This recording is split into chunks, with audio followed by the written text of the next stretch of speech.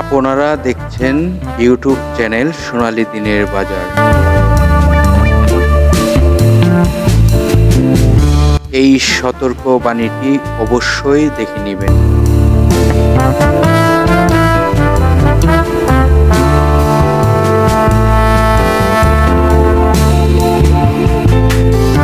আসসালামু আলাইকুম সম্মানিত বিনিয়োগকারী ভাই ও বোনেরা, আশা করি সবাই ভালো আছেন। আজকের ভিডিওর টপিকটি দেখে কেউ ভয় পাবেন না। আসলে আপনাদেরকে সবসময় আমি কিছু জানাতে চাই, বোঝাতে চাই, সেটি সবসময় চাই। যেমন আজকেও আপনাদেরকে কিছু বোঝানোর জন্য চেষ্টা করিতেছি। আশা করি আপনারা সেই বিষয়গুলো বুঝবেন। তো ইতিমধ্যে আপনারা স্ক্রিনে দেখতে পারতেছেন যে আমাদের ভিডিওর টপিকটি কি রয়েছে। টপিকটি রয়েছে মার্কেটের জন্য সঠিক সিদ্ধান্তটি কি আসতে পারে। তো আসলে আজকে যে আলোচনাটি আপনাদেরকে বোঝানোর চেষ্টা করিতেছি, সেই আলোচনাটি হলো আমাদের সিদ্ধান্তটি এখন কি আসতে পারে। তো আমরা কিন্তু এখনো পর্যন্ত কনফিউজেই রয়েছি, কারণ এখনো পর্যন্ত কিন্তু মার্কেট আমাদেরকে কনফার্ম কোনো সিগন্যাল দেয়নি। কারণ কোনো কনফার্ম সিগন্যাল এখনো পর্যন্ত পাইনি। সেজন্যই কিন্তু কি সিদ্ধান্ত আসতে পারে সেটি নিয়ে আজকে আলোচনা করব এবং আপনাদেরকে বোঝানোর চেষ্টা করব। আশা করি আপনারা যদি এই আলোচনাটি বুঝতে পারেন এবং আমি যে আলোচনার মাধ্যমে আপনাদেরকে বোঝাতে চাচ্ছি, আপনারা যদি সেই তথ্যগুলো না টেনে শুনেন, আশা করি আপনাদের এই তথ্যগুলো অনেক সহায়ক হবে। তো এখন আপনাদেরকে দেখানোর চেষ্টা করি যে গত বৃহস্পতিবারের যে লেনদেনটি আপনারা দেখতে পারলেন, সেটি 674 কোটি টাকা। কিছুটা গত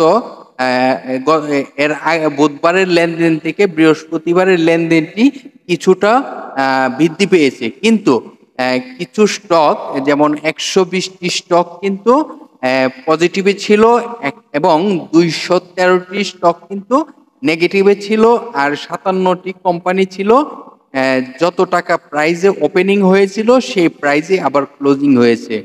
তো এই তথ্যগুলো আপনারা বুঝতেই পারতেছেন। এখন আপনাদেরকে দেখাবো এই যে এইগুলো কিন্তু সেক্টর। বৃহস্পতিবারের যে লেনদেনে যে সেক্টরগুলো ভালো অবস্থানে ছিল এবং যে সেক্টরের মধ্যে স্টকগুলো ভালো করেছিল, textile sector, bank sector, pharma sector এবং engineering sector, mutual fund, insurance sector, port sector, life insurance sector, IT sector, finance কিছুটা ছিল। এইভাবে কিন্তু ধীরে ধীরে এই যে আপনারা দেখতেই পারতেছেন, এই যে সর্বোচ্চ থেকে এই যে দেখতেই পারতেছেন কমতে কমতে এই পর্যন্ত ভালো অবস্থানে ছিল। এটি আমাদের গত বৃহস্পতিবারের লেনদেনের যে সেক্টরগুলো, স্টকগুলো ভালো করেছিল সেটি আপনাদেরকে দেখানোর চেষ্টা করলাম।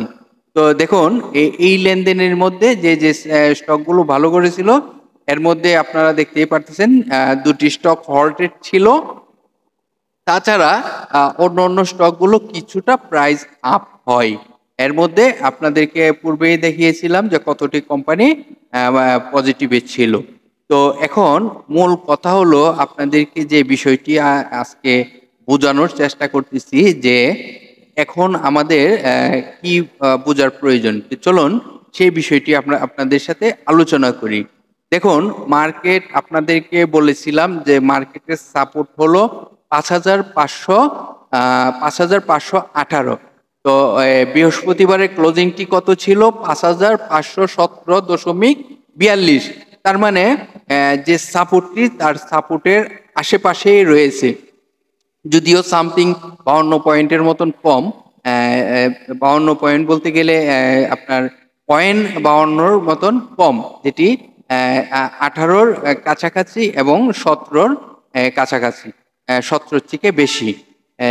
এখন এই যে একটি অবস্থানে দাঁড়ানো রয়েছে, সেই অবস্থানে কিন্তু আমি এখনো কনফার্ম নই মার্কেট ভালো হবে কিনা, আবার মার্কেট এখান থেকে কারেকশন হবে কিনা আরো সেটিও কনফার্ম নাই।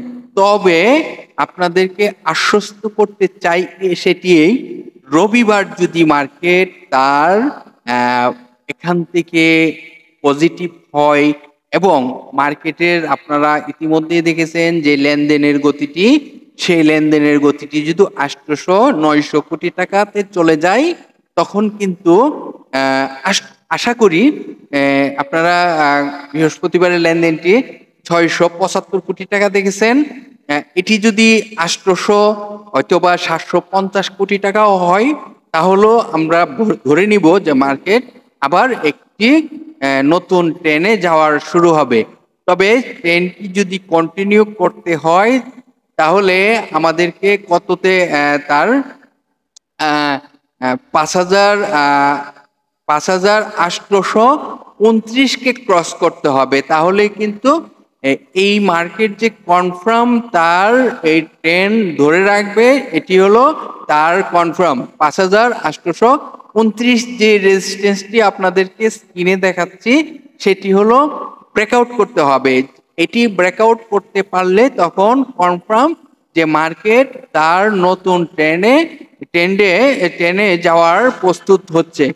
তো এটি আমাদের হলো সেকেন্ড ধাপ। এখন সাময়িক যে মার্কেট যদি ভালো হয়, তাহলে কিন্তু আমাদেরকে রবিবারে মার্কেট পজিটিভ থাকতে হবে 100%, এবং মার্কেটের লেনদেন 800 কোটি টাকা ক্রস করতে হবে।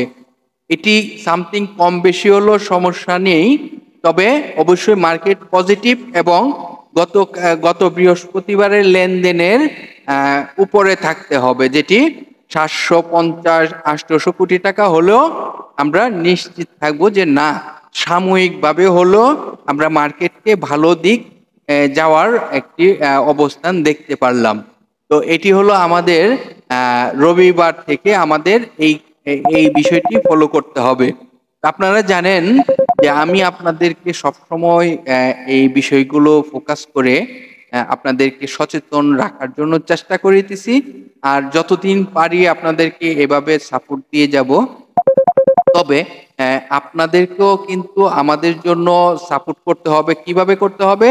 আপনাদের করতে হবে বিভিন্ন বিভিন্ন গ্রুপে আপনারা যুক্ত রয়েছেন, আশা করি আপনারা সোশ্যাল মিডিয়া গ্রুপে শেয়ার করে অন্যদেরকে শুনবার সুযোগ করে দিবেন, কারণ আপনার একটি শেয়ারে জানতে পারবে হাজারো বিনিয়োগকারী তথ্যগুলো।